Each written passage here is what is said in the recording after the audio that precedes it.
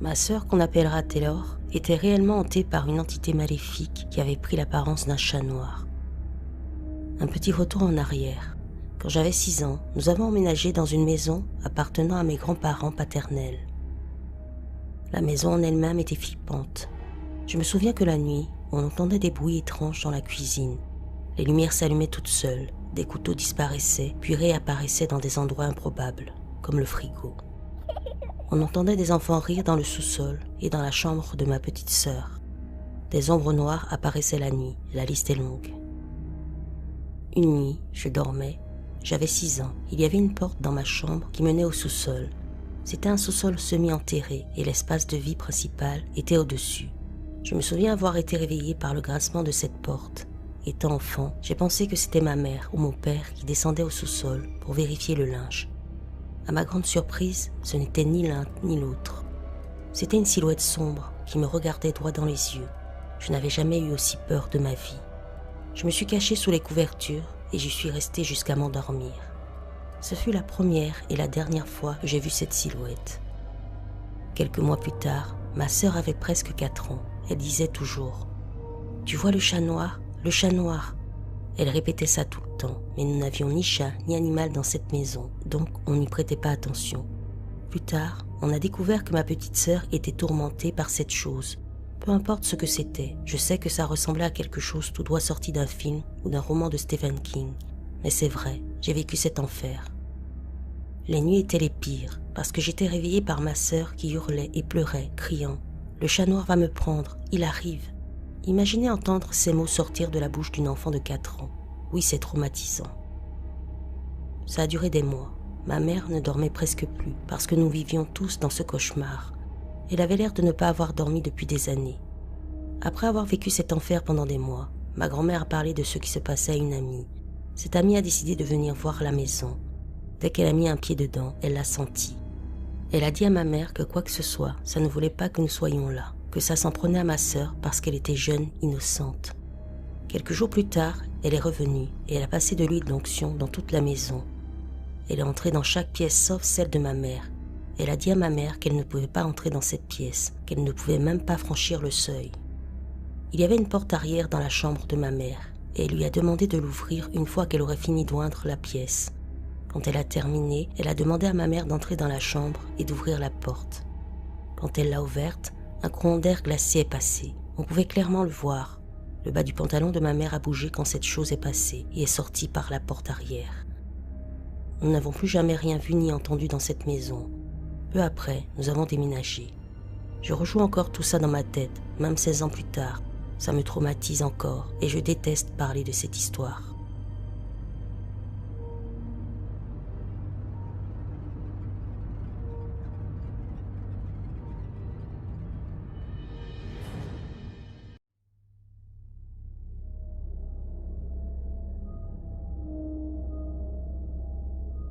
Au début, je pensais que seule la maison des parents de mon ex était hantée, mais je crois que ça m'a suivi. Je ne pense pas que ce soit malveillant, je n'ai juste jamais vécu quelque chose comme ça. Tout a commencé quand mon ex et moi étions en quarantaine chez ses parents. J'ai un chat qui est normalement très calme. Pour une raison inconnue, il fixait constamment l'entrée de la pièce adjacente à la nôtre. Il n'y avait pas de porte, donc il aurait pu y aller s'il l'avait voulu, mais il le faisait rarement. Un jour, mon ex était dans cette pièce et m'a demandé si le chat était avec moi. J'ai regardé au bout du lit et il dormait profondément. Quand je lui ai dit ça, mon ex est venu dans la chambre, pensant que je mentais. Je lui ai demandé ce qui n'allait pas et il m'a dit qu'il aurait juré que le chat venait de courir à côté de lui et de frôler sa jambe. On a un peu haussé les épaules, puis on a commencé à entendre des miaulements venant de cette pièce et on y allait pour voir ce que c'était, puisque mon chat était avec nous. Dès qu'on entrait, on voyait un éclair gris passer devant nous et courir dans notre chambre. On a vécu de plus en plus de choses, comme quelque chose qui sautait du dossier du fauteuil à bascule alors que mon chat était sur mes genoux et que mon ex jouait en ligne avec ses amis. Mon ex se réveillait parfois en sentant une langue de chat lui lécher la main quand elle dépassait du lit. Le seul chat qu'il connaissait dans cette maison à part le mien était un chat noir et blanc qu'il avait quand il était enfant, mais personne dans sa famille n'avait jamais vu son esprit. On a rompu il y a environ un mois et je suis retournée vivre temporairement chez ma famille.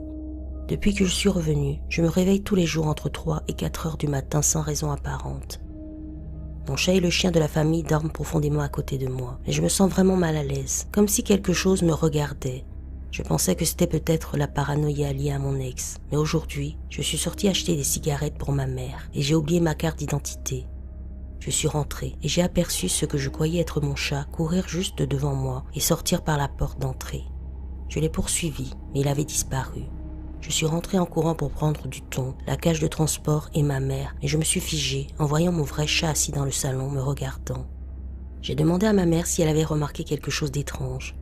Elle m'a dit que des objets tombaient parfois de son étagère sans raison, mais rien de plus. Donc je suis convaincue que cet esprit, quel qu'il soit, s'est attaché à moi. Les chats gris sont censés porter chance, mais j'ai quand même l'impression qu'il se passe autre chose.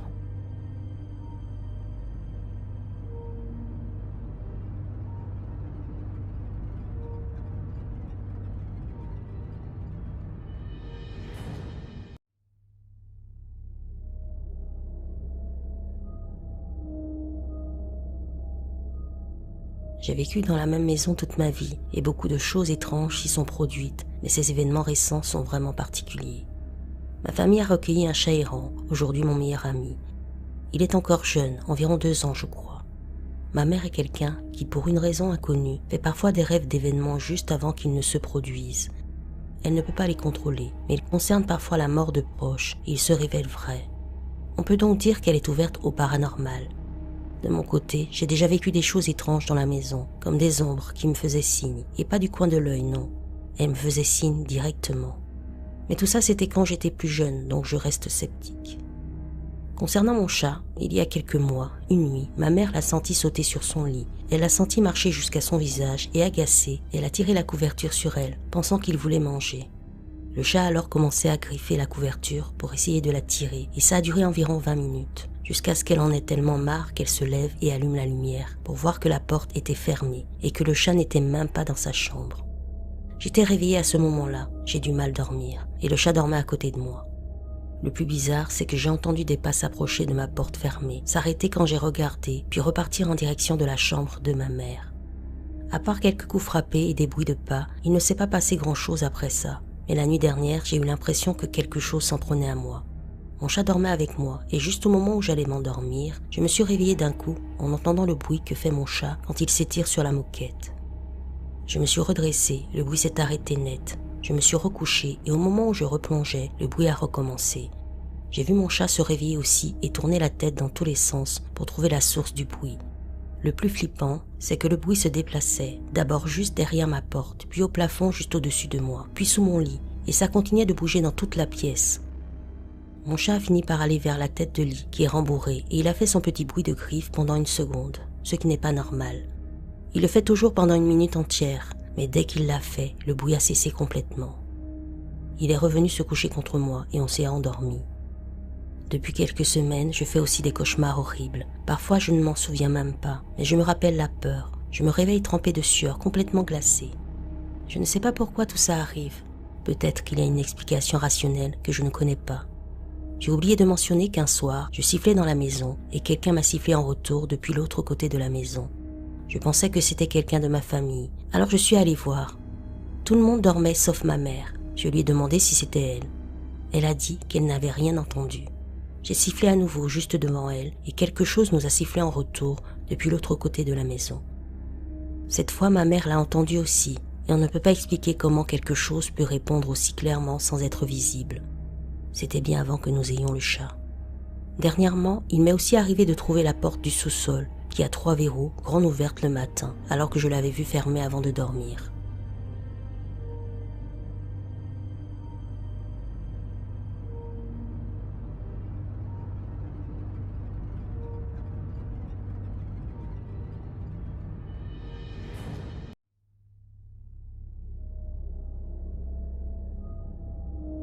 Cette histoire s'est passée il y a une dizaine d'années. Je ne me souviens plus de la date exacte, mais c'était à l'époque où j'étais encore au lycée. Je vivais dans une toute petite ville de l'Est du Texas, à peine 3000 habitants, une minuscule bourgade traversée par une grande autoroute. Si on clignait des yeux en passant, on la manquait. J'ai toujours cru au paranormal. Pour moi, tout était possible, des faits aux extraterrestres. Les livres et les films ont façonné cette façon de penser. Les humains prétendent tout savoir, et nos sens sont tellement limités. Qui sait ce que les animaux perçoivent et que nous ne pouvons pas voir? On aime dire que les chiens aboient pour rien, qu'ils réagissent à un animal au loin, ou qu'ils font juste du bruit, mais il est rare de voir de nos propres yeux ce qui les met en alerte. C'est pourtant ce qui m'est arrivé. Ma famille vivait dans un quartier rural, avec un petit ruisseau peu profond et un grand champ parsemé d'arbres. Un chemin de marche de la taille d'une piste d'athlétisme séparait notre maison d'un petit lotissement. J'allais souvent dans ce champ avec mes 2 grands chiens, un adorable labrador beige et un labrador croisé noir. Le labrador beige était gentil, mais devenait territorial dès qu'un camion poubelle ou le facteur approchait. Le croisé noir, lui, était le plus grand et le plus sérieux. Il ne voulait que jouer à rapporter la balle et rien ne le dérangeait, même pas le facteur. Il était très calme et on savait que s'il se mettait à aboyer, c'est qu'il y avait vraiment quelque chose. Un soir, je les avais sortis dans le jardin, juste à côté du grand champ. On jouait avec nos autres petits chiens, surtout des chiens d'intérieur. On avait aussi une brebis très amicale qui vivait avec les 2 grands chiens. Elle faisait partie de leur meute et se prenait pour un chien. Il faisait crépuscule, l'heure habituelle pour sortir les chiens. À un moment, alors que j'étais près de la maison, un des chiens, je ne sais plus lequel, a réagi à quelque chose dans le champ. Puis presque tous les petits chiens, 4 je crois, et nos 2 grands chiens se sont mis à courir vers un coin précis du jardin en aboyant comme des fous. Ce coin donnait directement sur le champ, séparé par une clôture. Même le labrador noir aboyait, ce qui signifiait qu'il y avait vraiment quelque chose. Et même la brebis, au lieu de fuir comme d'habitude, était alertée. Tous les chiens étaient regroupés contre la clôture, à sauter, mordre le grillage, aboyer sans arrêt. Quand je suis arrivé, j'ai vu ce qui les affolait. Même si la nuit tombait, il restait assez de lumière pour distinguer les silhouettes sur le chemin du champ. Et là, clairement visible, quelqu'un courait à toute vitesse vers le ruisseau, sauf que ce n'était pas une personne. Ça avait la forme d'un humain, mais c'était entièrement noir. On aurait dit un dessin que j'aurais pu faire, une silhouette noire, comme un bonhomme bâton plus détaillé, mais sans vêtements, sans traits, sans cheveux, rien, juste une ombre vivante. Il était à environ 50 mètres, peut-être plus quand je l'ai vu. Il courait dos à moi et au chien. Malgré la pénombre, je distinguais parfaitement les zones où il aurait dû avoir des détails, des muscles, des plis de vêtements, des cheveux, rien. Une ombre compacte, mouvante. Je suis un peu myope. Il faisait sombre et la silhouette était déjà loin quand je suis arrivé, mais je sais ce que j'ai vu. Ce n'était pas quelqu'un en tenue noire ou en camouflage. J'ai déjà vu des amis en tenue de camouflage, ça n'a rien à voir. Cette chose n'avait aucune texture, aucune profondeur, une ombre vivante courant dans la lumière déclinante, et elle était sur le chemin dégagé, donc aucun arbre ne la masquait. Je suis rentré chercher mon père, mais il m'a ignoré. J'avais souvent parlé de monstres ou de fantômes quand j'étais plus jeune, et il pensait que je m'effrayais pour rien. Il est sorti jeter un œil, mais ça s'est arrêté là. Le lendemain, je suis allé dans le champ avec les chiens pour chercher des traces. Je me souvenais de l'endroit où la silhouette courait, mais je n'ai rien trouvé. Les chiens, eux, reniflaient partout, très concentrés, sans même vouloir jouer. Ce que j'ai trouvé en revanche était étrange. Un petit os d'animal, peut-être une patte, tout près de la clôture. Normalement, ce n'est rien d'inquiétant. Dans ce champ, il n'y avait que des oiseaux, des écureuils et parfois des cochons sauvages ou des cerfs qui passaient brièvement. Quelques petits faucons aussi. Mais je n'avais jamais trouvé d'os, jamais, et cet endroit était loin des nids de faucons. Je n'ai jamais revu cette ombre vivante, rien d'autre de bizarre ne s'est produit dans cette maison après ça, mais en grandissant, surtout après l'université, j'ai appris l'existence des shadow people. Je ne sais pas si ce sont des fantômes, des êtres extradimensionnels ou autre chose, je n'en ai jamais revu, et j'espère ne jamais en revoir. Tout ce que je sais, c'est que mes chiens l'ont vu, mieux que moi. Ils ne s'excitent jamais pour un simple passant, sauf si c'est un gros véhicule comme le camion du facteur. Ils savaient que ce n'était pas normal, ou peut-être que c'était quelque chose de naturel, mais invisible pour nous humains. Seuls mes chiens d'ordinaire si amicaux savaient ce que c'était, et ils ne l'aimaient clairement pas. Et si la clôture n'avait pas été là, cette chose aurait été mise en pièces.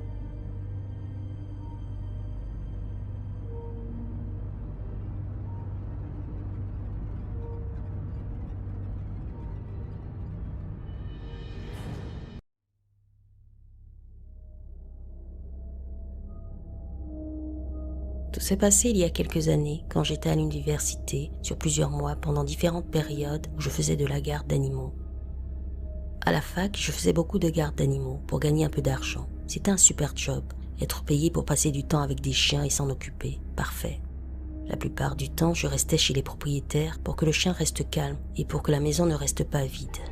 Il y avait cette maison, vieille dans un quartier très calme, vraiment très calme. Je ne pense pas qu'il y avait quelqu'un de moins de 55-60 ans dans le voisinage, et j'entendais rarement une voiture. Le jardin était immense, rempli d'arbres, si bien qu'on ne voyait même pas les voisins de derrière. Les 2 maisons voisines étaient vides, l'une en travaux, l'autre en location, mais inoccupée depuis des mois. Bref, 0 bruit, parfait pour un vieux chien et un étudiant qui doit réviser.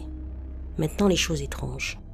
La maison était assez proche de mon université pour que je puisse passer entre 2 cours pour sortir le chien. Un jour, vers midi, j'étais dans la salle à manger en train de trier le courrier de la propriétaire. Sur la table, il y avait un sac de croquettes de 10 kilos posé près du centre. La pièce n'était pas grande, juste assez pour circuler. Je suis là, immobile, le chien couché à mes pieds, immobile lui aussi. Pas de voiture, pas de courant d'air, rien. Et soudain, ce sac de 10 kilos vole littéralement hors de la table, assez fort pour frapper le mur. Il est parti parallèlement au sol, a heurté le mur, puis est tombé, pas comme s'il avait glissé, comme s'il avait été balayé ou lancé. Rien dans la maison ne bougeait, la clim était éteinte. Je devais retourner en cours, mais je n'ai pas compris ce qui s'était passé. Quelques semaines plus tard, j'étais de nouveau là. Je nourrissais le chien. Il était vieux, donc ses gamelles étaient sur un support métallique. On entendait toujours le bruit du métal quand il mangeait ou buvait. Cette fois, j'entendais le bruit du métal depuis un moment. Je trouvais ça étrange qu'il prenne autant de temps pour manger.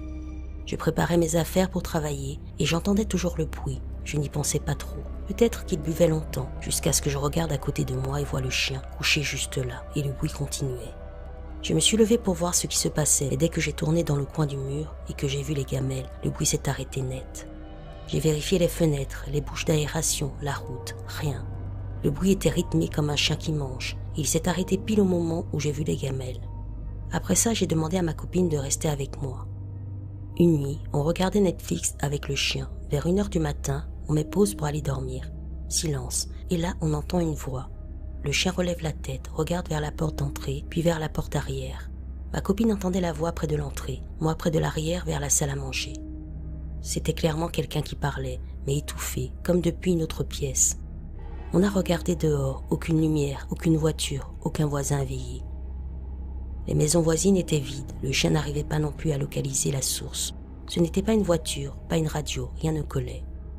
La fois suivante, ma copine et moi, nous nous préparions. Elle était dans la salle de bain, moi dans la chambre, entre les deux, un petit couloir. Et soudain, une voix de femme hurle mon prénom, faiblement mais clairement depuis le couloir. Mon prénom est très unique, et c'était le seul mot. Si quelqu'un avait crié dehors, on aurait entendu d'autres sons. On est sortis de nos pièces en même temps, sans rien dire. On l'avait tous les deux entendu. La dernière chose s'est passée la dernière nuit où j'ai dormi seule. Celle-ci est étrange parce que je dormais, donc peut-être un rêve. Mais je me suis réveillée complètement d'un coup. Pas groggy, rien, totalement lucide. Je n'ai pas ouvert les yeux, mauvais pressentiment. J'étais près du bord du lit et j'ai entendu la même voix de femme, comme si elle était accroupie juste à côté de moi, en train de parler. Même voix étouffée, mais plus proche. Je n'ai jamais ouvert les yeux, je me suis juste retournée et rendormie.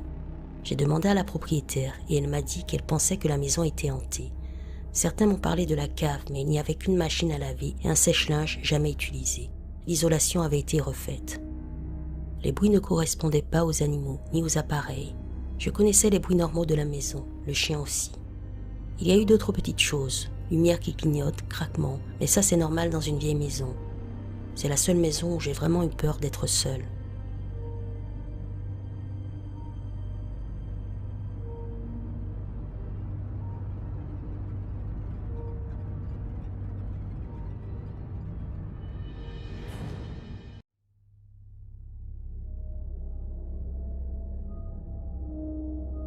J'ai 24 ans et j'ai emménagé dans une nouvelle maison il y a environ 1 an. Je la loue et je vis seule. J'ai l'habitude de vivre seule, je suis assez indépendante. La maison est petite, mais le loyer est abordable et je n'ai pas besoin de plus grand. La maison est construite autour d'un petit couloir et toutes les pièces y sont reliées. Ma chambre est tout au bout. Je n'ai jamais eu de problème auparavant, jusqu'à il y a environ 1 mois, et je pense que mon chat commence à le sentir. Il y avait un chat errant dans le parc près de chez moi que j'ai commencé à nourrir. On s'est rapprochés, alors je l'ai adopté et ramené à la maison. Je travaillais depuis chez moi, donc je savais que je pourrais m'en occuper. Elle s'est très bien adaptée et le vétérinaire a confirmé qu'elle allait bien. J'ai installé ma chambre pour elle, nourriture, eau, litière, jouets. Elle est assez âgée et je soupçonne qu'elle a déjà été un chat d'intérieur. En quelques jours, elle explorait toute la maison. Elle est très gentille, même si un peu timide avec les inconnus.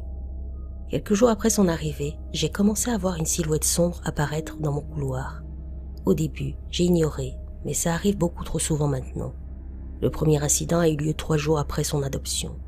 Je travaillais dans le salon et j'ai vu une grande silhouette sombre marcher depuis le couloir vers le salon. J'ai eu un frisson glacé, mais quand je me suis retournée, il n'y avait personne. À la fin de la première semaine, je nettoyais sa litière dans ma chambre. J'ai encore vu la silhouette sombre du coin de l'œil dans le couloir. Quand j'ai regardé, elle avait disparu. Après cette première semaine, j'ai commencé à la voir de plus en plus souvent. Maintenant, j'ai l'impression de devenir folle parce que je la vois presque chaque nuit. Et pour couronner le tout, j'ai constamment la sensation d'être observée. Rien que d'écrire ça, je me sens mal. Le comportement de mon chat a aussi changé au fil du mois. Comme je l'ai dit, elle s'était très vite adaptée. Mais à la fin de la première semaine, je me suis réveillée parce qu'elle hurlait et feulait dans le couloir. Je suis allée voir et elle feulait dans le vide. Je me suis figée, puis j'ai laissé la lumière du couloir allumée et je l'ai rassurée. La semaine suivante, la même chose. Je n'ai pas d'autre chat et je vis seule. Cette semaine, j'ai vécu quelque chose d'encore plus terrifiant. J'avais un portrait de famille dans le couloir que j'ai dû décrocher. J'étais dans ma chambre avec mon chat et quand j'ai levé les yeux vers la photo, j'ai vu une silhouette sombre derrière ma nièce sur le portrait. Je pouvais même voir ses yeux, 2 points blancs qui me fixaient. C'est là que j'ai su que ce que je voyais était réel. Je n'imaginais pas. J'ai fermé les yeux en espérant que ça disparaisse. J'ai commencé à pleurer, à trembler. J'avais très froid et même raconter ceci me rend malade. Je ne suis pas croyante, mais ma mère l'est. Je l'ai appelée, elle a prié avec moi. J'ai ouvert une Bible, mais je n'ai pas regardé la photo pendant un long moment. Quand je l'ai fait, la silhouette avait disparu. J'ai jeté la photo. Maintenant, mon chat évite complètement le couloir et moi aussi. Je me sens comme une otage. Je laisse la lumière du couloir allumée, ça aide un peu. Ma mère pense que c'est un démon, quelque chose comme ça. Je ne sais pas quoi penser ni quoi faire.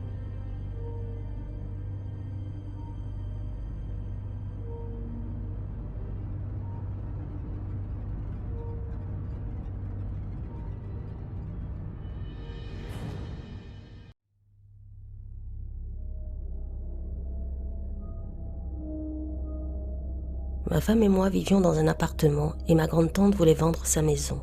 La maison avait été construite dans les années 50 et avait besoin de travaux. Ma tante ne voulait plus s'en occuper, alors elle a proposé de prendre notre appartement et que nous achetions la maison. C'était en 2005, le marché immobilier était en folie, donc tout le monde y gagnait. Nous avions une maison à rénover pour un prix correct et elle obtenait un appartement sans tracas. La maison a toujours été pleine de monde. Des amis ont vécu avec nous, puis mon frère, puis nous avons eu des enfants. Et quand nous avons emménagé, nous avions 2 chats. Peu après, notre plus jeune chat est devenu extrêmement agressif. Il sifflait tout le temps, refusait la litière, griffait tout le monde.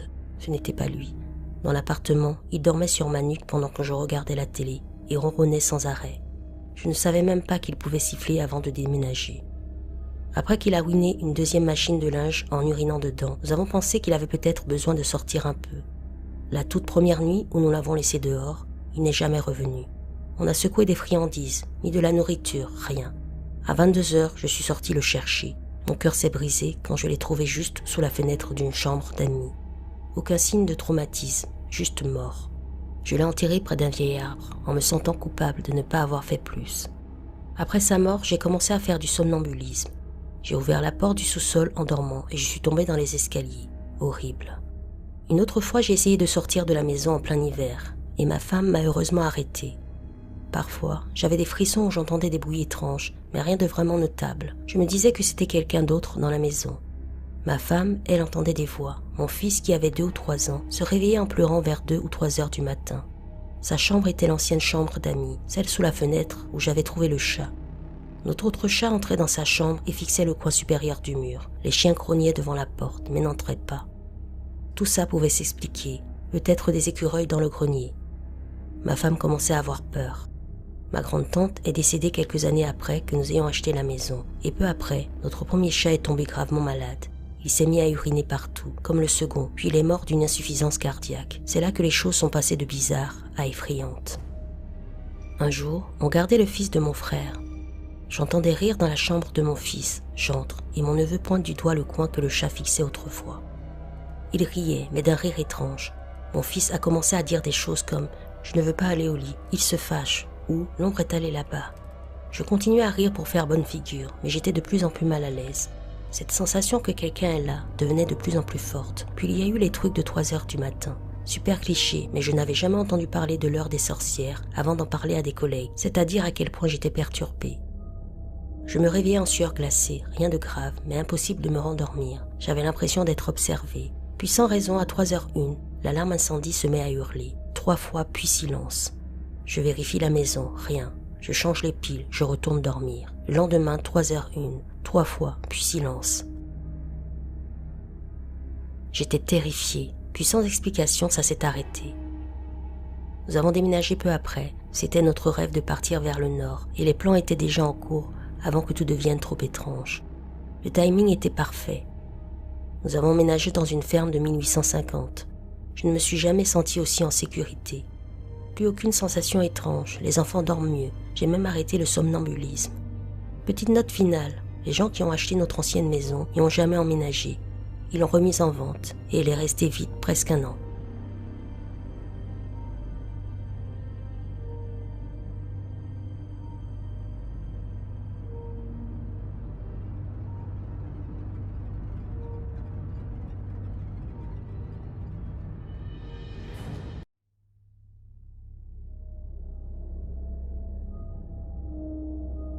C'est arrivé il y a quelques années, peu de temps après la mort de ma chienne, 1 mois maximum. Vu la gravité de ses problèmes et parce qu'elle faisait partie de la famille, nous avions décidé que ça devait se faire à la maison. Donc oui, elle est morte dans cette maison et elle est enterrée près du portail où elle attendait mon père quand il rentrait du travail, des courses ou de ses déplacements. Nous avions laissé ces gamelles en place pendant un moment parce que ça ne nous semblait pas juste de les enlever immédiatement. Je ne me souviens plus si elles étaient encore là au moment des faits. Bref, ce qui s'est passé. J'étais assis au bout de mon lit, avec mon ordinateur portable, en train d'écrire quelque chose, je crois, et de faire quelques recherches. C'était en journée, fin d'après-midi, début de soirée, il faisait encore clair.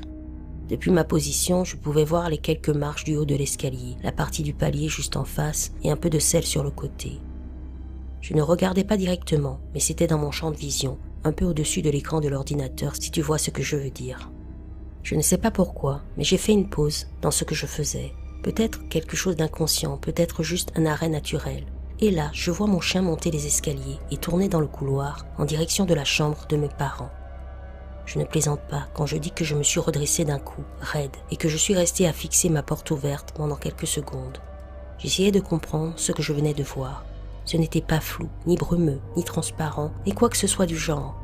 C'était réel, solide, aussi solide que ma porte ou mon ordinateur. Et c'était silencieux, je m'en suis rendu compte après.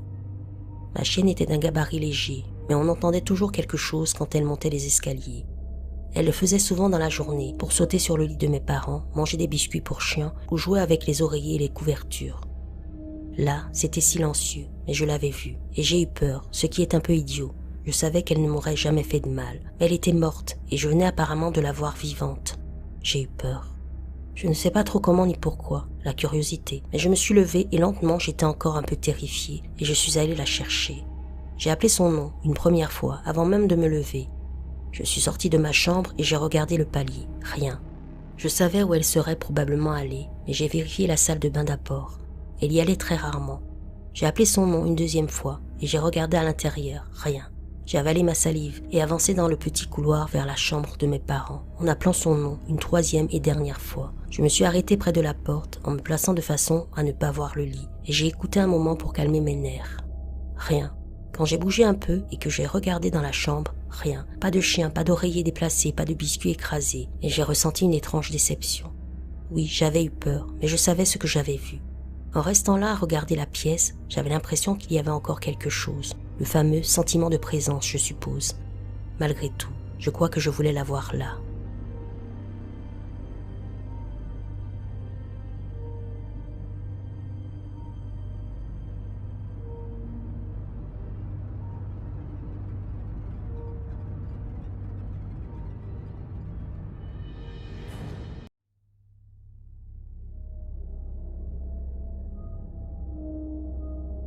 Je précise d'abord que je suis une sceptique absolue, toujours attachée à la science et aux preuves, et je n'ai jamais cru à quoi que ce soit de paranormal concernant les morts, car je n'en avais jamais fait l'expérience en 32 ans de vie. Logiquement, j'ai toujours eu du mal à concevoir comment un organisme pourrait continuer à penser ou agir sans cerveau ni corps. Je ne suis ni dans la religion, ni dans la spiritualité. C'est pour ça que je suis complètement sous le choc en ce moment. J'ai récemment dit au revoir à ma chatte Kitty, que j'ai eue pendant 14 ans. Elle m'a accompagnée dans toute ma vingtaine, a vu ma vie changer, l'arrivée de mon mari, de mes 2 enfants et de 2 autres chats. Mais Kitty a toujours été la première membre de ma famille. C'était un chat à une seule personne et j'étais cette personne. Nous avons dû la faire euthanasier parce que c'était le moment. Je n'ai aucun regret. Je sais que j'ai fait ce qu'il fallait. J'étais dévastée au début, mais elle était âgée et je m'y préparais mentalement. C'était il y a 3 semaines et j'allais plutôt bien depuis. Ce soir, mon mari est au travail et je couche mes 2 filles. On lit une histoire avant de dormir. Comme je l'ai dit, j'ai 2 autres chats, Ting et Tia. Ting adore venir pour l'histoire, mais je dois le sortir de la chambre au moment du coucher. Sinon mes filles sont trop excitées pour dormir. Je le sors donc, je ferme la porte complètement. Je me glisse dans le lit avec mes filles et ma fille de 3 ans me dit « Oh maman, il y a encore un chat ici !» Nous avons un lit de fenêtre pour chat. Le soleil se couchait, donc l'ombre était très nette. Un chat dans le lit de fenêtre en train de se mettre à l'aise. Ça bougeait. Le lit faisait même du bruit. Un vrai chat dans le lit de fenêtre. J'ai immédiatement pensé que c'était Tia et j'ai dit à ma fille « Laisse-la se mettre bien, on la laisse dormir. » Elle a accepté. Petite précision, ce lit de fenêtre a toujours été celui de Kitty et Tia est normalement trop grosse pour y entrer. C'était un peu étrange, mais je me suis juste dit « Tia a décidé de prendre le lit de Kitty. Ok, rien d'inquiétant. Ça ne pouvait être qu'elle. » 10 minutes plus tard, j'embrasse mes filles et je sors de la chambre. Quand j'ouvre la porte complètement fermée, je vois Ting et Tia allongés juste devant, comme ils le font toujours quand ils sont exclus d'une pièce. Je m'arrête net. 10 minutes plus tôt, j'avais parlé à ma fille de ce que je pensais être Tia, dans le lit de fenêtre. Ma fille l'avait vu aussi. On avait toutes les 2 reconnu un chat clairement. Logiquement, j'ai paniqué. Un chat du voisinage, un animal entré chez nous. La suite est difficile à décrire et j'ai l'impression d'être folle en l'écrivant. Je devais comprendre ce qu'il y avait sur ce lit, derrière les rideaux. J'ai tiré le rideau, une sorte de lumière blanche, ou touffe blanche m'a frôlé le visage en sortant. Au début, ça ressemblait à une petite boule de poils blancs. Kitty était blanche. J'ai essayé de regarder de plus près, de l'attraper, et ça ressemblait plutôt à un reflet, comme quand ton téléphone reflète la lumière du soleil sur un mur. Une petite boule de lumière, puis ça a disparu. Ça m'a glacé, et au fond de moi, j'ai immédiatement pensé « c'est Kitty ». Pendant presque 1 heure après ça, mes 2 chats vivants ont agi de manière totalement étrange. Ils rampaient littéralement au sol, reniflant partout. À un moment, Ting, qui a une peur panique de la buanderie, y est resté à renifler pendant 15 minutes, là où se trouvait la litière de Kitty. Je ne comprends pas ce qui s'est passé. Si j'avais été seule à le voir, j'aurais mis ça sur le compte du chagrin, d'un tour de mon cerveau, mais ma fille l'a vu aussi. On a toutes les 2 reconnu un chat dans ce lit. Rien de tel ne m'est jamais arrivé. Si c'était vraiment Kitty, ça remet en question toutes mes croyances sur l'après-vie. Était-ce son énergie ? Je sais que l'énergie ne peut être créée ni détruite. Est-ce un immense réseau d'énergie qu'on ne peut pas comprendre ? Est-ce que ma fille et moi avons eu une sorte de déni synchronisé ? Et d'une certaine manière, c'est presque pire de penser que Kitty est là, mais inaccessible, que de penser qu'elle est simplement partie et que je suis la seule à ressentir ce manque.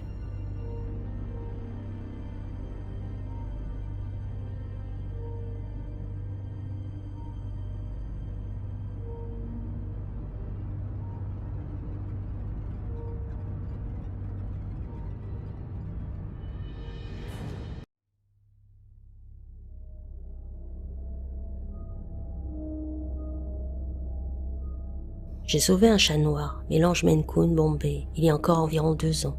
Je l'ai appelé Gomez, en référence à Gomez Adams, évidemment parce qu'il est super affectueux et très demandeur d'attention. Il avait été maltraité avant que je l'adopte. Récemment, il agit un peu bizarrement, encore plus que d'habitude, je veux dire. Avant cette expérience, il lui arrivait parfois de sembler jouer ou courir après quelque chose, alors que je ne voyais rien. C'est un chat, donc ils font des trucs étranges, comme courir partout sans raison. J'ai aussi parfois senti un chat se frotter contre ma jambe, et quand je regardais, Gomez n'était nulle part. Je n'y ai pas trop pensé à cause de mes problèmes de santé mentale et de mes médicaments. Mais en y repensant, tout ça semble pointer vers une autre possibilité. Gomez est peut-être venu avec un compagnon fantôme. Il y a quelques nuits, vers 5 ou 6 heures du matin, Gomez a essayé désespérément de me réveiller et refusait de me laisser tranquille. Rien d'inhabituel. Il fait ça parfois quand il dort mal et veut des câlins. Puis il m'a enfin laissé tranquille au bout de 30-45 minutes. Donc, pas de souci, je me rendors. Son distributeur automatique a servi sa nourriture et il a sauté pour aller manger. Peu après, j'ai senti des pattes grimper sur ma hanche et s'allonger. C'est là qu'il dort normalement. Donc encore une fois, rien d'étrange. Sauf que j'ai entendu Gomez croquer ses croquettes en même temps. Là, j'ai commencé à émerger un peu. Je jure avoir vu un autre chat allongé sur moi. Il avait l'air blanc avec des taches, donc clairement pas Gomez. Puis Gomez a sauté sur le lit, le poids sur ma hanche a disparu et il s'est installé sur moi. Donc pour résumer, je ne sais pas si j'ai halluciné, terreur nocturne, paralysie du sommeil, bipolarité, si j'étais encore en train de rêver à moitié ou si j'ai un chat fantôme chez moi. Gomez court partout, plus que d'habitude, et fixe parfois des endroits de ma chambre comme s'il suivait quelque chose du regard. Cela dit, si j'ai adopté Gomez et qu'il est venu avec un petit compagnon fantôme, j'ai eu 2 chats pour le prix d'un et un seul mange et a besoin d'assurance vétérinaire. Donc je considère ça comme une victoire.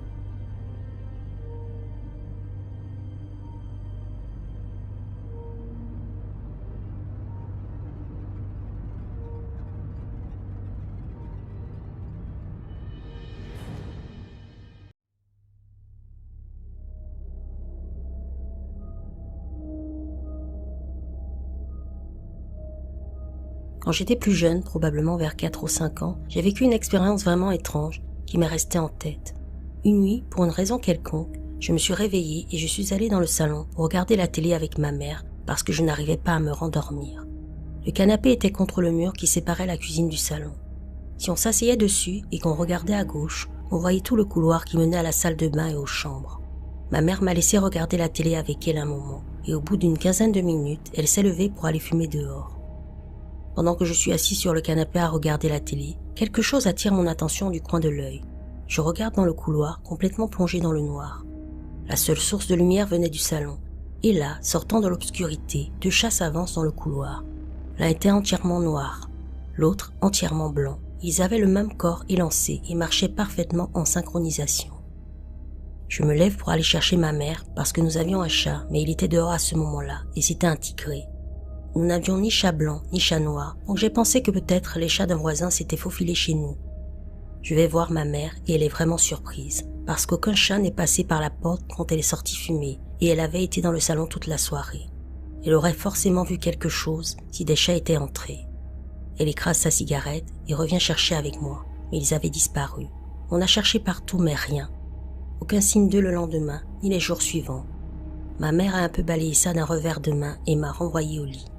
Il y a quelques mois, j'ai repensé à cette expérience et j'ai demandé à ma mère si elle s'en souvenait. Je n'étais pas sûre. Peut-être que ma mémoire avait déformé les choses, que c'était un rêve que j'avais pris pour un souvenir réel. Mais elle s'en souvenait, exactement comme moi. Elle avait grandi dans cette maison et au fil des années, sa famille avait eu beaucoup d'animaux. Je lui ai demandé s'ils avaient déjà eu un chat noir ou blanc. Elle a dit non. Je ne sais pas ce que j'ai vu. Je ne pense pas que ces chats étaient des chats physiques. Ils avaient une sorte d'aura, comme s'ils étaient composés, intentionnels, comme s'ils voulaient que je les voie comme si c'était leur but. J'espère ne pas paraître trop bizarre. Peut-être qu'il y a une explication totalement logique. J'aime penser que je suis quelqu'un de rationnel, mais je n'arrive pas à trouver une raison normale à ce que j'ai vu. Qu'en pensez-vous? Quelqu'un a déjà vécu quelque chose de similaire? Vous avez une idée de ce que ça pourrait être?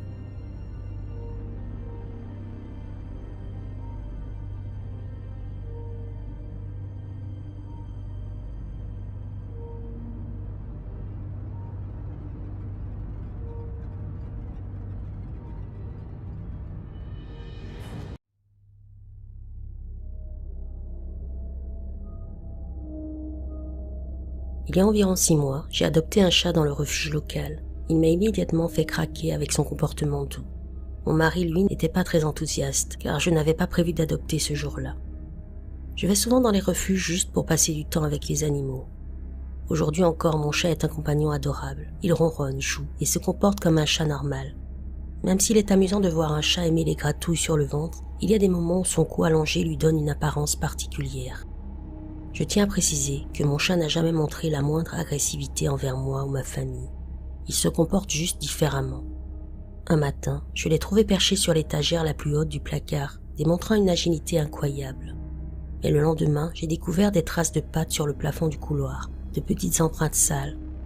Une autre fois, j'ai ouvert le congélateur et trouvé un oiseau mort gelé, comme un cadeau inattendu. C'est essentiellement un chat d'intérieur, pas de chatière, et nos fenêtres ont des moustiquaires intactes. Parfois j'entends des bruits de bagarres de chats et plus tard je le retrouve couvert de boue et de sang, sans aucune explication sur la façon dont il serait sorti ou revenu. Toutes les portes sont verrouillées et nos caméras à détecteur de mouvement ne captent rien. J'adore mon chat, mais j'ai remarqué que plusieurs voisins ont signalé la disparition de leur animal de compagnie. Au début, ce n'était qu'un ou 2 cas, mais maintenant 15 familles de l'école de mes enfants en ont perdu, ainsi que quelques connaissances du travail et des amis de la famille. Il y a quelques nuits, je me suis levée pour aller aux toilettes et j'ai cru voir mon chat dormir sur le sol du salon, mais il paraissait énorme, avec une tête et des pattes disproportionnées. Quand j'ai allumé la lumière du couloir, j'ai cligné les yeux et je l'ai revu, juste mon chat normal, roulé comme un petit croissant sur le tapis. Ce matin, ou la nuit dernière selon comment on voit les choses, j'ai entendu un son que je ne peux décrire que comme un rugissement de tigre. Ça m'a réveillée en sursaut et je ne suis même pas sûre que c'était réel. Puis ce matin, une collègue m'a dit que son labrador disparu était revenu. Et sur la photo qu'elle a postée sur les réseaux sociaux, il avait l'air bizarre. Son corps et sa tête semblaient légèrement disproportionnés et il ne ressemblait pas au chien dont je me souvenais. Elle m'a assuré qu'il était toujours aussi doux et bien élevé, mais quelque chose me met mal à l'aise. Est-ce que j'exagère ? Est-ce que je devrais juste passer à autre chose ? Est-ce que quelqu'un comprend ce que je vis ? Ou est-ce que je perds complètement la tête ?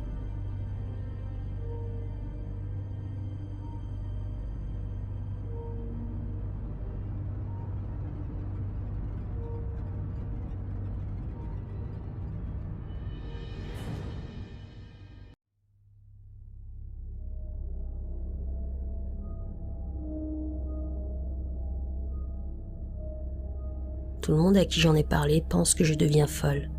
Je ne sais pas trop par où commencer, mais l'année dernière, ma fille de 3 ans et demi a commencé à avoir peur de sa chambre et refusait d'y dormir. Quand je lui demandais pourquoi, elle disait simplement que le monstre qui sourit lui faisait peur. Elle a dormi dans notre chambre pendant environ 4 mois et nous avons fini par l'emmener chez un psychologue pour enfants. Il a dit que c'était une phase et a insisté pour qu'elle dorme dans sa chambre. Je ne pouvais pas la forcer à faire quelque chose qui l'effrayait, alors on a trouvé un compromis. Elle dormait dans le couloir juste devant sa chambre. Presque immédiatement, elle a commencé à fermer sa porte et paniquait si elle ne l'était pas. Une fois, je lui ai demandé pourquoi et elle a dit qu'elle ne voulait pas le laisser sortir. Il y a environ 5 mois, nous l'avons changé de chambre et depuis tout va bien. Plus de problèmes de sommeil, plus de peur, plus de mention du monstre qui sourit. Au début de sa peur, notre chien a aussi commencé à agir bizarrement. Il allait bien puis soudain, il se mettait à trembler de manière incontrôlable, mais seulement dans notre salon ou dans son ancienne chambre que nous avons transformée en salle de jeu, mais où elle refuse d'aller seule. Ça arrive de plus en plus souvent et il a commencé à avoir tellement d'accidents qu'on a dû arracher la moquette et la remplacer. Le vétérinaire l'a vu et dit qu'il vieillit, mais nos 2 chats se comportent eux aussi de manière étrange.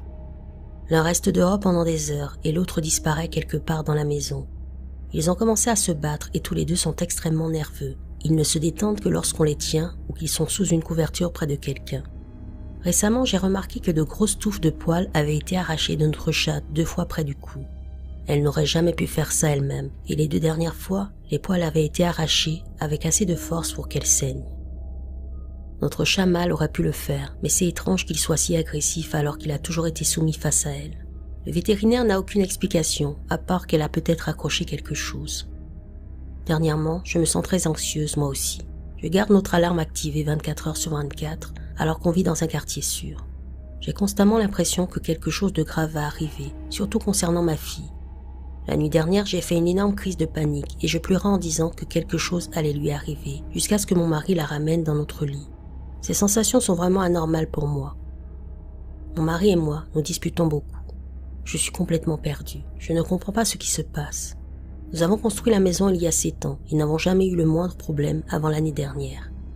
Est-ce que j'interprète trop les choses ? Mon mari a une explication logique pour chaque événement et elles sont valables individuellement.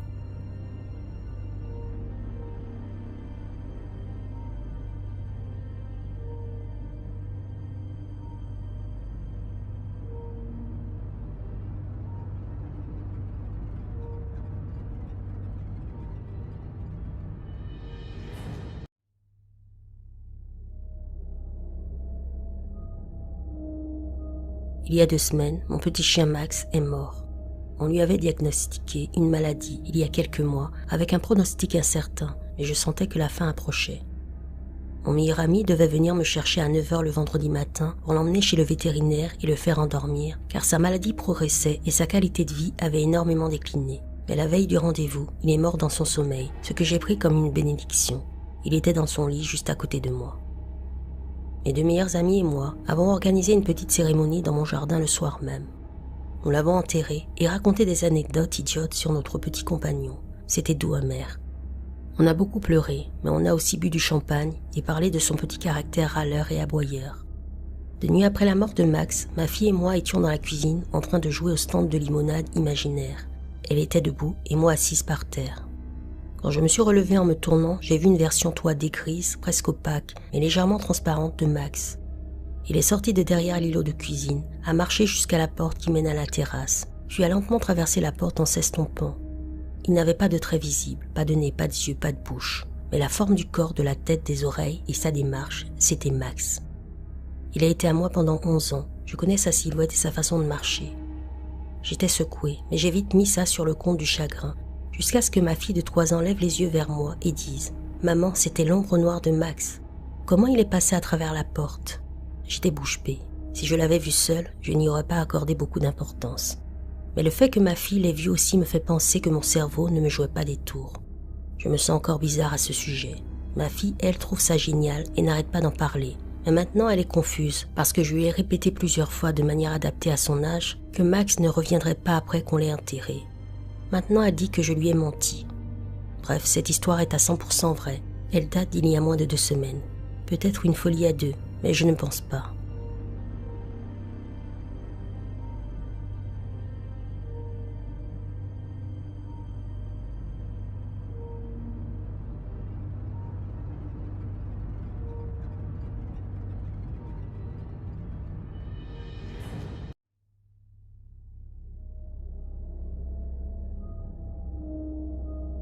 Ok, voilà ce qui s'est passé récemment. Et je remis ça sur le compte de la fatigue si ma copine n'avait pas vécu quelque chose de similaire quelques jours plus tard. Il y a environ 2 mois, je regardais un film sur le canapé avec mon chien allongé à côté de moi. Ma fille dormait dans mon lit avec ma partenaire car elle avait une forte fièvre et était très malade, donc on devait la surveiller. Vers 2 heures du matin, j'entends 3 coups très nets et très forts frapper à ma porte d'entrée et la lumière de sécurité s'allume. Mon chien se redresse d'un coup et court vers la porte en grognant. Agacé, j'ouvre la porte. Mon chien traverse la pièce en courant et continue de grogner. Il n'y a personne, personne sur le chemin non plus. C'est bizarre, je retourne au canapé mais le chien ne se calme pas. Il grogne, il tourne en rond pour aller risser. 1 heure plus tard, j'entends un énorme fracas dans ma chambre. Je cours pensant que ma fille malade est tombée du lit. J'allume la lumière. Ma fille et ma partenaire dorment profondément. Ok, là c'est vraiment bizarre. Je retourne au canapé, mais je suis clairement flippée. Le lendemain matin, il y a des traces de pâtes boueuses partout dans la salle de bain. Il n'était pas là la veille. Et ce ne sont pas celles de mon chien. Elles sont trop petites. Ma partenaire et moi passons la journée à essayer de comprendre. Avance rapide de 3 à 4 jours. Je suis encore sur le canapé avec mon chien. Ma partenaire est aux toilettes, porte ouverte, et elle voit parfaitement l'entrée de la chambre, juste derrière le canapé. Je l'entends crier, le nom de notre chien. « Douglas, sors de là maintenant !» Je lui demande ce qu'elle raconte, et elle me dit que Dougie vient d'entrer dans la chambre. Non, Dougie dort juste à côté de moi. Elle jure avoir clairement vu un chien entrer dans la chambre. Depuis, mon chien est hyper nerveux. Il aboie ou grogne sur moi sans raison. Ce n'est pas ma première expérience avec un chien fantôme, mais j'espère que ce sera la dernière. Je vis en Nouvelle-Zélande, près du centre-ville d'Auckland. On n'a pas de ratons laveurs, d'ours, de koalas ou d'autres mammifères du genre, juste des marsupiaux, mais ils ne s'approchent jamais autant de la ville et sont beaucoup trop petits pour laisser des traces de pattes de cette taille.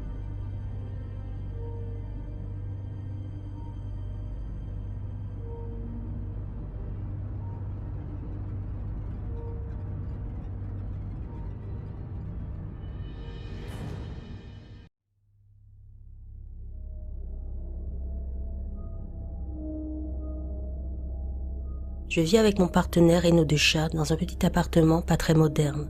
Je dirais qu'il a moins de 50 ans, rien de très récent. Des petites choses étranges arrivent tout le temps. Quelque chose tombe d'une étagère, du pain tombe du comptoir, le rouleau de papier toilette se déroule tout seul. Mais je pense que les choses s'intensifient.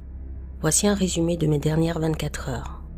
En nettoyant l'appartement hier, j'entends mon partenaire crier mon nom depuis la salle de bain. Je cours en entendant la panique dans sa voix. Il fixe notre dressing attenant et dit que la manche de ma chemise bougeait, comme si quelqu'un la tenait, la soulevait, touchait le tissu. Quand il l'a regardée, elle est retombée comme elle aurait dû être. C'est l'hiver ici, donc toutes nos fenêtres sont fermées et aucun courant d'air dans la penderie n'aurait pu provoquer ça. À moitié en plaisantant, je dis à mon partenaire « Oh, je suppose qu'il aime vraiment ma chemise. » C'est là que ça a bougé encore. La manche de ma chemise a bougé et je l'ai vue aussi. Nous étions tous les deux à plus d'1 mètre. J'étais nerveuse et j'ai fait une autre blague. Il doit aimer quand je porte de la couleur. La chemise était colorée et 99% de mes vêtements sont noirs. C'est à ce moment-là que nous avons vu la chemise bouger une 3e fois, comme en réponse.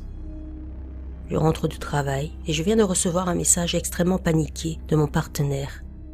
La porte de notre chambre a claqué. Il a entendu des pas s'éloigner. Il a cru que c'était moi qui rentrais, mais a réalisé que je ne pouvais pas être rentrée sans qu'il me voie. Pourquoi je m'inquiète pour mon chat ? Il y a 2 nuits, nous étions dans le salon à regarder la télé. Le chat dormait profondément à côté de moi. D'un coup, elle s'est réveillée en sursaut et a fait des bruits que je n'avais jamais entendus. Elle était absolument terrifiée. Et il a fallu 30 minutes pour la calmer et n'avait jamais fait ça avant. Mon partenaire vient de me dire que c'est arrivé encore. Après que la porte a claqué, elle dormait à travers. Il s'est rendu compte que les 2 portes de notre chambre avaient claqué en même temps, pigeant notre chat à l'intérieur. Elle a ensuite fait un autre cauchemar horrible et il essaie de la calmer. Et la semaine dernière, mon partenaire a fait une terreur nocturne très vive à propos de membres de sa famille décédés et de l'un d'eux mourant bientôt, suivi d'une paralysie du sommeil, une première pour lui. Je n'ai jamais vécu quelque chose comme ça. Je ne sais pas par où commencer et je suis vraiment inquiète pour mon chat. Elle est tout pour moi.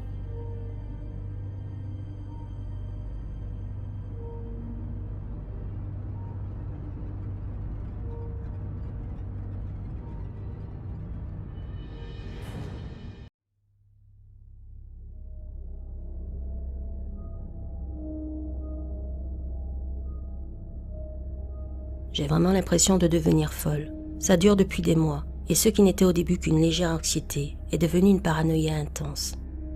Chaque nuit, j'entends mon chat dehors sous ma fenêtre en train de pleurer. Pas miauler, pleurer. Les propriétaires de chats comprendront ce que je veux dire. La première nuit, je suis sortie sans hésiter, et j'ai appelé mon chat. Comme il ne venait pas, j'ai eu peur qu'il se soit blessé aux pattes, alors j'ai cherché avec la lampe de mon téléphone. C'est important parce que les lampes de téléphone ne sont pas très puissantes. Quand j'ai vu quelque chose bouger dans les buissons, impossible de dire si c'était mon chat ou non. Tout ce que je sais, c'est que quand j'ai abandonné et mis ça sur le compte de son caractère, je suis rentrée chez moi pour trouver mon chat endormi sur le canapé. Il n'aurait jamais pu passer devant moi sans que je le voie. J'ai laissé couler en me disant que tout est possible. La fois suivante, une semaine plus tard, j'avais oublié cet épisode jusqu'à ce que je regarde au pied de mon lit et me rappelle que mon chat avait été avec moi tout du long. Tout m'est revenu d'un coup. Je suis le genre de fille qui se moque des personnages stupides dans les films d'horreur, alors quand je suis sortie par curiosité morbide, je peux te dire que je ne me suis jamais autant détestée après coup. Je suis allée vers la fenêtre, les pleurs étaient si proches qu'ils semblaient venir de quelques mètres, mais je ne voyais rien, ce qui était étrange parce que la première nuit, j'avais clairement vu quelque chose. C'est là que le malaise m'a frappée et je suis rentrée en courant. J'ai juré que mon chat ne sortirait plus la nuit et que je n'irais plus vérifier. Naïvement, je pensais que ça s'arrêterait. C'est devenu pire. C'était il y a des mois, et maintenant les pleurs arrivent presque chaque nuit. À part 2 ou 3 nuits de rébellion féline, j'ai été très stricte. Il reste à l'intérieur, donc je sais pertinemment que ce que j'entends n'est pas mon chat, mais ça sonne tellement réel. Avant que quelqu'un dise que c'est un autre chat, inutile. Je connais le son de mon chat, je suis une maman chat fière, je peux le distinguer des chats errants du quartier. Je sais qu'il faut se méfier des pleurs de bébés dehors la nuit, parce que certains prédateurs les enregistrent pour attirer les femmes en exploitant l'instinct maternel. Mais qui ferait ça avec un chat ?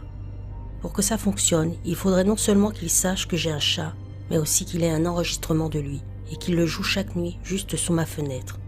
Bonjour le cauchemar. Est-ce que quelqu'un a déjà vécu ça ? Est-ce que je suis en danger ? Ou est-ce que je dois accepter que je deviens folle et aller consulter ?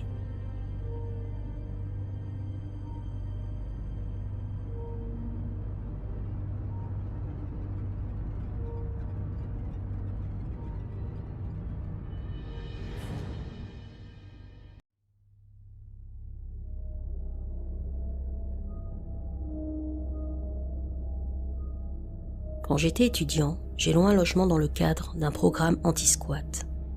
Les immeubles vacants étaient loués, mais seulement pour de courtes durées, le temps de décider de leur sort afin d'empêcher l'installation de squatteurs. C'était à peu près au moment du 11 septembre. Je m'en souviens car le World Trade Center était l'une des options proposées. Il y avait aussi une ancienne église. Je ne voulais absolument pas emménager dans une ancienne église. J'ai donc opté pour un ancien bâtiment scolaire. Apparemment, ce quartier s'appelait le quartier du Temple, littéralement, car ce bâtiment avait été construit sur l'emplacement d'une ancienne église qui abritait auparavant une caserne de pompiers, de nombreuses grandes fenêtres à l'intérieur donnant sur des salles de classe vides et sombres. Une atmosphère pesante s'en dégageait également. Pour aller aux toilettes, je devais traverser un immense couloir, puis parcourir la moitié de l'immeuble. Les fenêtres sombres étaient tout près. J'avais souvent l'impression de voir des choses me suivre. Bref, venons-en au fait. J'avais emmené ma chatte avec moi. Elle adorait faire des allers-retours entre la maison de mes parents et ma chambre d'étudiante, un peu atypique. Elle en a vu des choses. Notre avant-dernière nuit, elle s'est placée au milieu de la pièce, a levé les yeux vers l'endroit où se trouverait une tête, s'il y avait quelqu'un, et a commencé à renifler. Elle reniflait là où se trouveraient les pieds. Elle n'avait pas peur, mais elle était sur ses gardes. Quand je l'ai appelée, elle s'est retournée vers moi et a sifflé, comme pour me dire de rester loin. Je ne me souviens plus de ce qui s'est passé ensuite, mais elle a fini par être traînée sur toute la longueur du sol par quelque chose que je ne voyais pas. Et si vous pensez qu'elle jouait, sachez qu'elle était sur le côté, traînée à toute vitesse dans le sens inverse des aiguilles d'une montre. Impossible qu'elle ait pu faire ça toute seule. J'ai pris mes clés de voiture et sa cage de transport. Je l'ai prise dans mes bras, je l'ai installée avec mon sac à main dans la voiture et j'ai foncé chez mes parents en pleine tempête de neige. Hors de question de rester là-bas. Quand je suis rentrée à la maison, ma mère a été surprise de me voir, mais elle a dit que ma sœur aînée avait déjà appelé pour qu'elle prenne de mes nouvelles, car elle avait un très mauvais pressentiment. Cette chatte était la meilleure et la plus précieuse compagne que j'ai jamais eue. Elle a eu 22 ans en 2020, mais j'ai malheureusement dû la laisser partir. Elle me manque énormément. Nos chiens la voyaient encore les jours qui ont suivi sa disparition. Du moins, ils continuaient de regarder les endroits où elle avait l'habitude de se coucher, réagissant comme lorsqu'elle interagissait avec eux.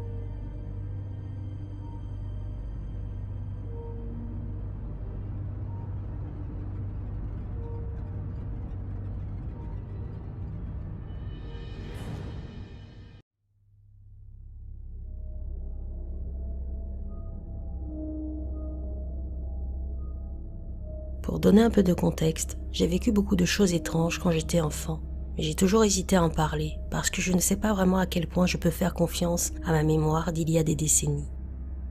J'étais un enfant imaginatif et qui sait ce que j'ai pu inventer pour me divertir.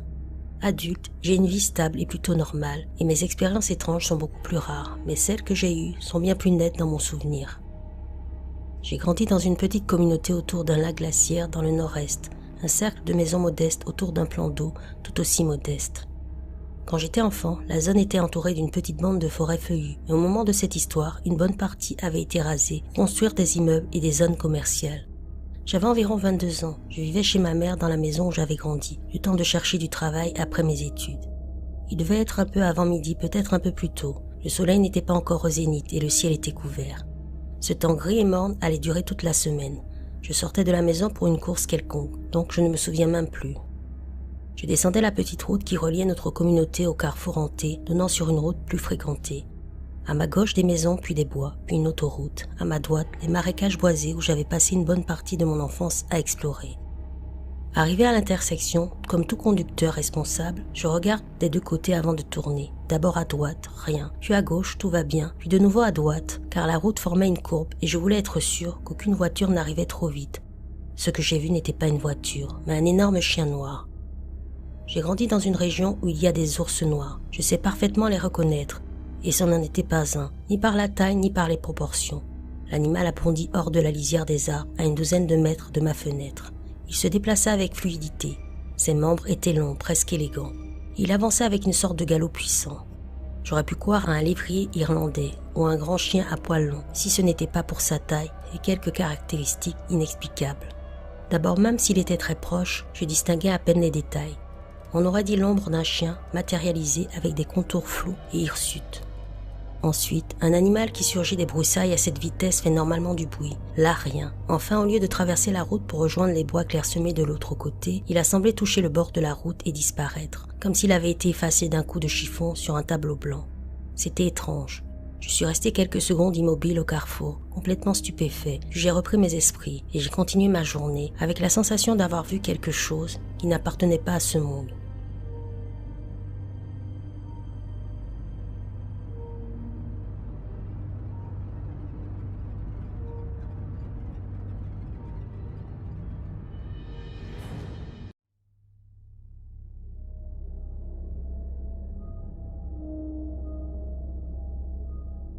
Ma femme et moi avions un énorme Rottweiler que nous avions élevé depuis qu'il était chiot au début de notre relation. C'était un énorme emmerdeur, farouchement protecteur envers nous deux, surtout envers ma femme, et très sélectif sur les gens qu'il acceptait. C'était clairement de notre faute. Il avait grandi pendant la pandémie, très peu socialisé, et nous n'avions pas beaucoup d'amis à l'époque. Mais il nous aimait plus que tout au monde, et c'était le chien le plus loyal qu'on aurait pu espérer. Je plaisantais souvent en disant que si quelqu'un osait entrer chez nous la nuit, il ne dépasserait jamais le salon avec tous ses membres. Notre chien est mort à 2 ans, d'un coup de chaleur soudain. On l'avait emmené faire sa promenade habituelle de 20 minutes. Il n'est jamais rentré. Ma femme et moi étions sous le choc, dévastés, surtout elle. La maison était tellement silencieuse qu'on a adopté un autre chiot presque immédiatement, un petit Rottweiler allemand. Les deux chiens n'auraient pas pu être plus différents. Le nouveau est protecteur, oui, mais c'est aussi le petit clown le plus amical qu'on puisse imaginer. On a fait très attention à ne pas répéter nos erreurs et on l'a socialisé très tôt. Avançons jusqu'à la nuit dernière. Je souffre de paralysie du sommeil depuis longtemps. J'ai vu toutes les entités possibles dans ma chambre à un moment ou à un autre, et surtout le fameux Atman. Il se tient dans un coin et sourit, parfois étend la main pour toucher mes jambes. Avec le temps, j'ai appris à m'en sortir, même si ça demande de l'effort, mais la nuit dernière, c'était différent.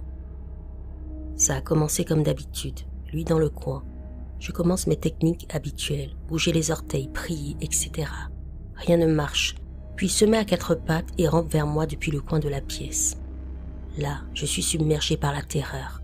Je ne l'avais jamais vu d'aussi près. Son visage à quelques centimètres du mien. Je répète mes techniques, rien n'y fait. Soudain, à travers le bourdonnement habituel de la paralysie, j'entends un grognement profond, guttural, venant du côté où dort ma femme. Je force mes yeux à bouger dans cette direction. Debout au-dessus d'elle, fixant mon démon doigt dans les yeux, se trouve le Rottweiler le plus furieux que j'ai jamais vu. Babine retroussée, poils hérissés, un grondement féroce. J'ai cru un instant que c'était notre chien actuel et que j'étais sorti de la paralysie, jusqu'à ce que je voie la queue coupée. Notre chien actuel a la queue entière, l'ancien non. Le chien s'est jeté sur l'entité, toujours sur moi, toujours en train de me fixer, et c'est ce choc qui m'a réveillée. Je me suis mis à pleurer immédiatement. Je suis allé dans le placard où on garde encore son jouet préféré, le seul qu'il n'a jamais détruit, et je suis resté là, assis à le serrer contre moi, à remercier mon sale gosse, méchant, têtu, mais farouchement loyal, de continuer à nous protéger dans cette vie et dans l'autre.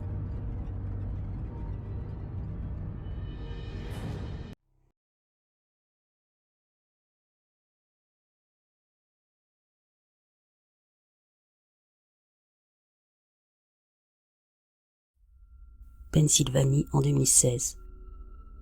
J'étais assis sur le sol de mon sous-sol en train de regarder la télévision lorsque j'ai jeté un coup d'œil dans un miroir placé à côté de la télévision, en face de la grande fenêtre derrière moi qui donnait sur mon jardin.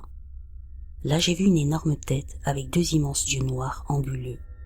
Quand je me suis retourné, il n'y avait rien dehors, mais je pouvais voir le reflet de ce visage dans la fenêtre en le regardant à travers le miroir. Au début, j'ai pensé que c'était un jeu de lumière. Mais quand la tête s'est légèrement inclinée, j'ai compris que ça ne venait pas de ma pièce, puisque la télévision était éteinte et que j'étais seul. J'étais tellement terrifié que tout ce que j'ai pu faire, c'était rester assis à le fixer dans le miroir et dans la fenêtre derrière moi. Je l'ai vu cligner des yeux plusieurs fois. Après environ 30 secondes de réaction figée entre fuir ou combattre, j'ai enfin trouvé le courage de m'élancer hors de la pièce et de courir à l'étage, où ma famille dormait déjà. Comme j'étais trop effrayé pour rester assez longtemps, je ne crois pas avoir jamais eu aussi peur de ma vie, je ne l'ai jamais vu partir. Je suis assis au même endroit où je l'ai aperçu il y a quelques nuits. Rien n'a changé dans le sous-sol, ni les lumières, ni quoi que ce soit, et je ne vois absolument rien dans le coin de ma fenêtre. Le lendemain matin, j'ai pris un mètre et mesuré l'endroit où je me souvenais que sa tête se trouvait. Cela correspondait à environ 1,20 m de haut, peut-être un peu moins. Normalement, les rideaux de la fenêtre sont complètement fermés et quand je me trouvais seul au sous-sol avec les rideaux tirés, j'entendais ce qui ressemblait à des mouvements dehors. Étrangement, notre lampe à détecteur de mouvement ne s'est pas allumée la nuit où je l'ai vue, alors que le capteur se trouve à seulement quelques mètres de l'endroit où j'ai aperçu l'entité. Depuis plusieurs semaines, avec les rideaux fermés, je passais mes soirées tardives seule au sous-sol à regarder Netflix ou la télévision. Pourtant, j'entendais des bruits étranges dehors, comme des déplacements ou même des tapotements sur la fenêtre. Jusqu'à ce que je voie cette entité, je n'y prêtais pas vraiment attention et ne trouvais pas ces sons inhabituels, car nous avons souvent des cerfs, des ratons laveurs, des lapins, des chats errants et d'autres animaux dans le jardin. J'ai toujours pensé que ces bruits provenaient d'animaux, mais maintenant, j'hésite à descendre au sous-sol la nuit, surtout depuis que nous avons entièrement retiré les rideaux pour les remplacer.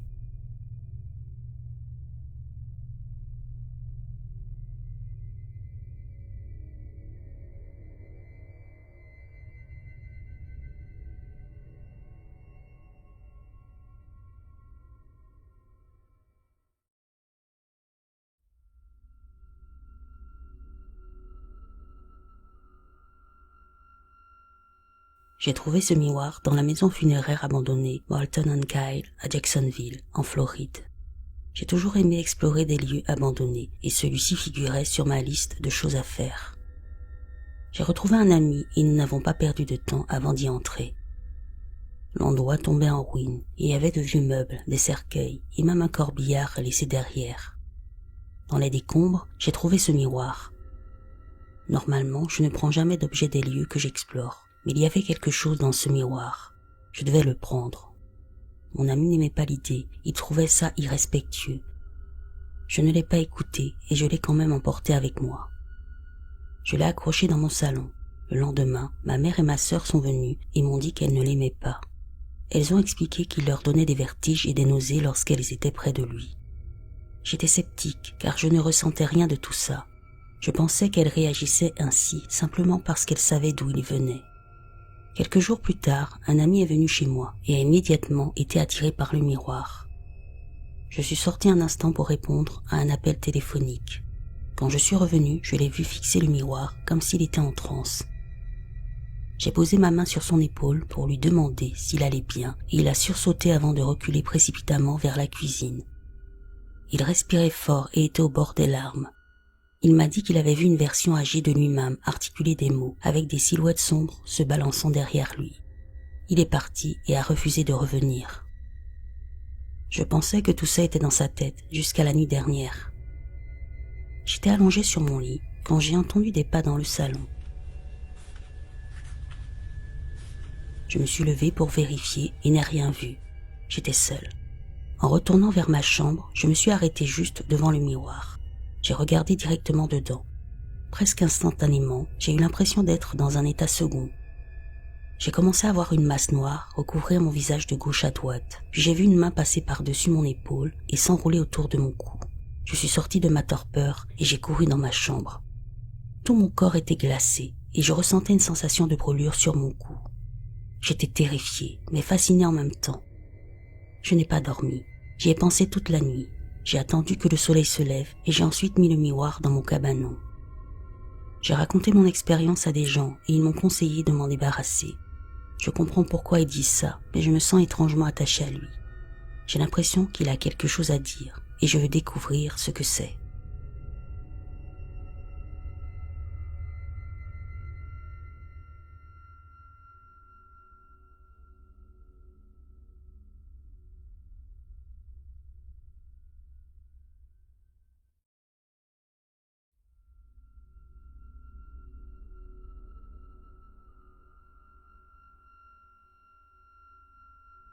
Je n'ai dormi devant un miroir que 2 fois.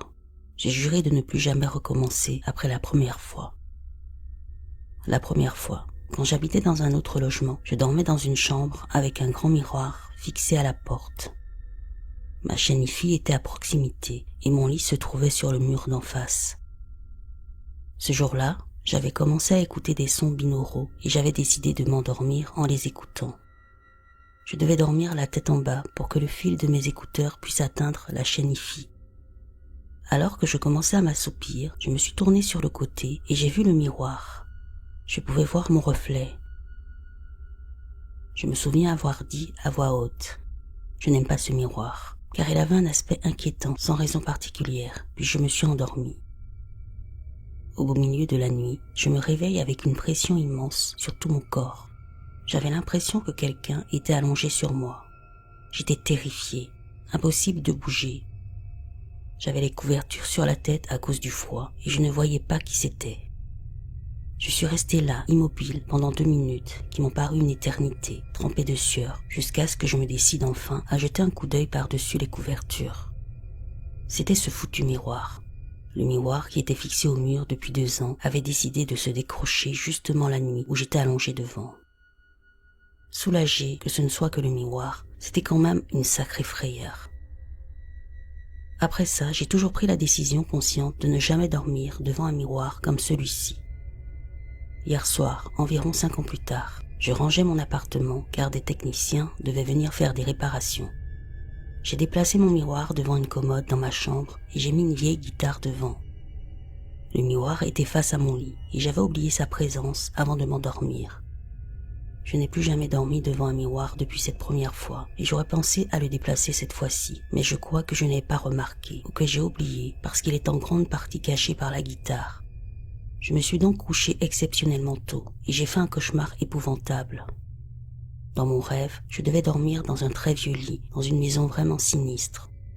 Je sentais une sorte d'esprit à travers les couvertures, dans le lit avec moi. Au bout d'un moment, j'ai compris que c'était ma grand-mère. J'ai commencé à crier. « Mamie, qu'est-ce que tu fais là ?» Et elle a répondu « C'est quoi une grand-mère ?» avec une voix furieuse. C'est là que j'ai réalisé que ma grand-mère était morte, qu'il était impossible qu'elle soit là, et je me suis réveillée. Alors je me réveille et j'essaie d'allumer la lumière, mais rien à faire. J'essaie encore et encore, mais je suis terriblement somnolent. J'ai à peine la force d'atteindre la lampe au-dessus de mon lit. Je lève les bras, mais en vain. Je voulais tellement allumer la lumière, car la simple vue de ma grand-mère décédée m'avait terrifié. J'étais complètement déboussolé, et le fait que mes bras soient paralysés me terrifiait. C'est là que je comprends que j'ai fait un faux réveil et que je rêvais encore. Je me réveille pour de bon cette fois, et j'ai l'impression qu'un camion m'a roulé dessus. Je suis complètement désorienté et la pièce tourne. Je me sens vraiment faible. J'ai très peur à cause du cauchemar éprouvant que je viens de faire. Ça fait des années que je n'ai pas fait de cauchemar. Alors une vingtaine de secondes après mon réveil, je prends mon téléphone. Je l'allume et il est exactement 5 heures du matin. D'ailleurs, selon mon application, j'ai dormi près de 10 heures et j'ai eu le meilleur sommeil de ma vie. Toujours selon l'application, un sommeil à 99% de qualité, ce qui n'arrive jamais. Alors ma nuit dernière m'a vraiment perturbé. Un réveil parfait à 5 heures du matin. Un cauchemar et 10 heures de sommeil presque parfait. C'était un début de journée plutôt perturbant. J'ai donc décidé de regarder Netflix pour me changer les idées. J'ai mis une série agréable, une nouveauté sur Netflix. Ce n'est pas un chef-d'œuvre, mais je l'apprécie et elle est plutôt divertissante. Je regarde un moment et tout va bien, je me sens bien, juste un peu fatigué. Au fil de la série, une scène de forte tension s'est installée. Une dispute éclatait et s'envenimait. Étant de nature assez empathique, je ressentais la tension monter au moment où elle atteignait son paroxysme. J'ai entendu un grand bruit sec à côté de moi. On aurait dit que ma guitare était tombée. Vous savez, celle qui est devant le miroir. Elle tenait toujours droite, alors je suis allé voir. Apparemment, le chevalet s'est effondré sans raison apparente. C'est alors que je réalise que j'ai dormi devant un miroir par accident. Et là, je panique un peu, parce que c'est quelque chose que j'évite depuis la première fois que c'est arrivé. Et la seule fois où je le fais, il se passe plein de choses bizarres.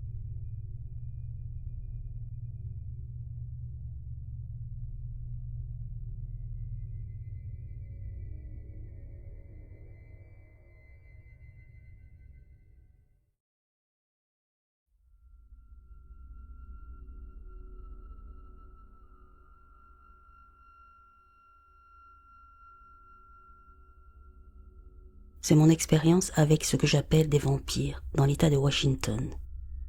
L'histoire remonte à quelques années. J'étais dans un magasin de chaussures, le genre de boutique où l'on espère trouver une bonne affaire à moins de $40.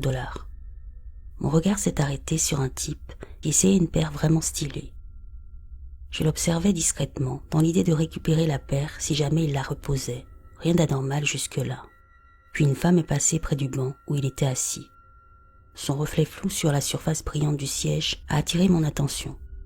Au début, je ne comprenais pas pourquoi mon cerveau s'était focalisé sur cette image. Et soudain, j'ai réalisé.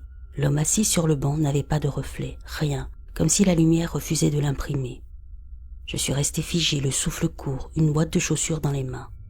Le type lui bougeait beaucoup. Il se levait, marchait, faisait de petits sauts, exactement comme n'importe quel client qui essaie des chaussures. Mais malgré ses mouvements, aucune trace de lui dans les surfaces réfléchissantes.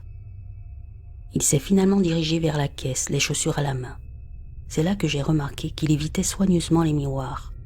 Chaque fois qu'il devait passer près de l'un d'eux, il ralentissait, jetait un coup d'œil rapide pour vérifier si quelqu'un se trouvait à proximité, puis reprenait sa marche, comme s'il connaissait son secret et craignait qu'on le découvre. Je l'ai suivi du regard, incapable de détourner mes yeux. Lorsqu'il a payé et s'est dirigé vers la sortie, je me suis déplacé vers le côté gauche du magasin pour mieux l'observer. C'est alors qu'il a commis une erreur. L'un des miroirs était incliné de façon à refléter une partie de la boutique, notamment une pile de boîtes noires. Je l'ai vu marcher vers cet endroit et j'ai pensé, c'est le moment de vérifier. Il est passé devant le miroir et il n'y avait rien. Son corps pourtant bien réel devant moi n'apparaissait pas dans le reflet, le vide, comme si l'espace qu'il occupait avait été effacé. Ma mâchoire s'est décrochée, je n'ai pas cherché à cacher mon étonnement. Lui, il m'a vu du coin de l'œil, mais au lieu de réagir, comme n'importe qui l'aurait fait face à un regard insistant, il a continué sa marche, imperturbable. En franchissant la porte, il m'a lancé un regard en biais, accompagné d'un sourire en coin, un sourire qui n'avait rien d'innocent. Ce geste a suffi à me convaincre que ce que je venais de voir était réel. Ce n'était pas une illusion, ni un jeu de lumière.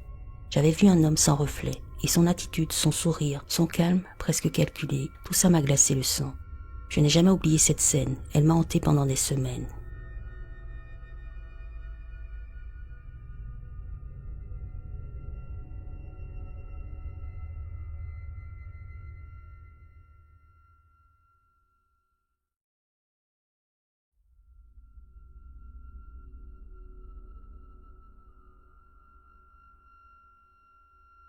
Le premier endroit où j'ai vécu seul, avec mes 2 enfants à l'époque, a été marqué par des expériences étranges et inexplicables. Pour commencer, j'ai trouvé cette petite caravane usée pour moins de 500 $ par mois, et en tant que mère célibataire, j'ai sauté sur l'occasion. Le propriétaire m'a simplement dit de laisser les miroirs en place. Pas de problème, je n'y ai pas prêté attention. Je ne crois pas vraiment au paranormal, alors j'ai supposé qu'elle aimait la décoration ainsi. Les miroirs étaient placés à des endroits où je ne pouvais même pas les atteindre. L'un était dans le salon, fixé au mur de façon permanente, impossible à déplacer. Il paraissait hors de place, mais je n'y ai pas pensé davantage. L'autre était dans le couloir, et même sur la pointe des pieds, je ne pouvais voir que le haut de mes cheveux. Je ne suis pas grande. Comme je l'ai dit, je ne pensais pas que c'était important, mais avec le temps, les choses sont devenues si étranges que je n'ai jamais pu trouver d'explication. J'ai commencé à entendre des pas, comme si un enfant courait dans le couloir près de la porte de ma chambre chaque nuit, parfois plusieurs fois par nuit, alors que mes enfants dormaient profondément. Je n'avais pas de voisin proche. J'ai pensé à un animal, mais le timing était toujours le même, il n'est pas identique. Même des amis l'ont remarqué en venant chez moi, mais j'en ai eu assez de m'inquiéter, alors j'ai ignoré, en plaisantant que c'était juste un fantôme. C'est alors que j'ai commencé à faire les pires cauchemars de ma vie. Ma paralysie du sommeil est revenue. J'ai fait un cauchemar où je me regardais dans un miroir en disant « Je ne crois pas au diable, je suis athée ».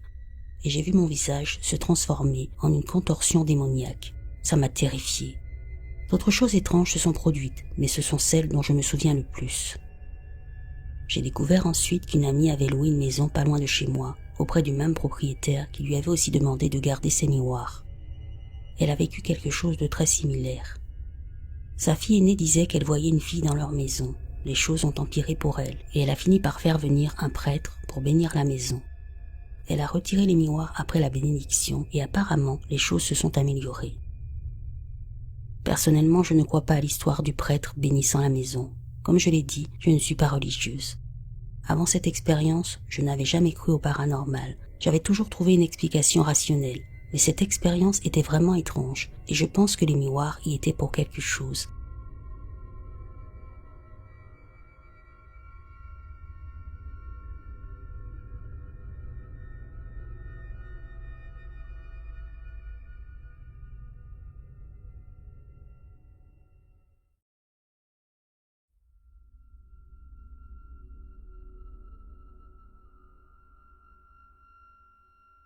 ce n'est pas moi qui ai été témoin direct de la scène, même si j'étais présent lorsqu'elle s'est produite pour être clair.